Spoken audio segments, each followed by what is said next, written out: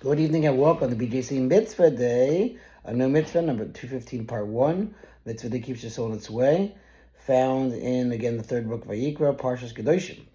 The prohibition to eat nossar, we'll learn out what this means.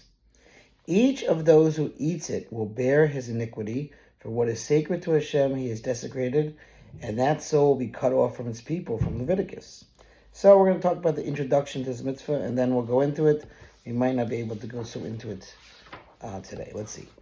Each sacrificial offering has a specific time in which the meat of the offering must be eaten by the Kohanim, the priests, or the owners. Meat that is left over past the time that the Torah designates for its consumption is called nossar, literally leftover, meaning it's spiritually spoiled. In Mitzvah 142, the Hachinuch discussed the mitzvah prohibition to leave over sacrificial meat past this time.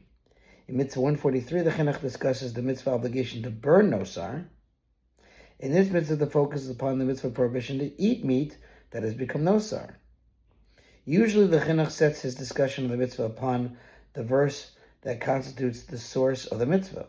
The discussion of this mitzvah, however, is based not upon the source verse of the mitzvah which Chinuch identifies in his discussion of this mitzvah, but upon the verse that sets out the penalty for violating the prohibition. Each of those who eats it will bear his iniquity. The actual source in the Torah that eating nossar is forbidden is a verse that forbids the consumption of any sacrificial item that has become disqualified. As a disqualified sacrificial item, nossar is also included in that prohibition, as Chinuch elaborates below. Another item that is classified as a disqualified sacrificial item, and that is therefore forbidden for consumption by the prohibition just mentioned, is pigul, which was mitzvah 144.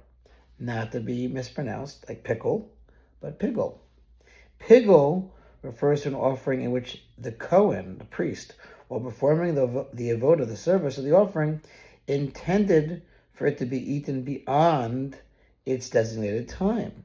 Pigul, again, which means intending for consumption beyond the designated time, and nossar, actual consumption beyond the designated time, are closely connected, and they're often grouped together.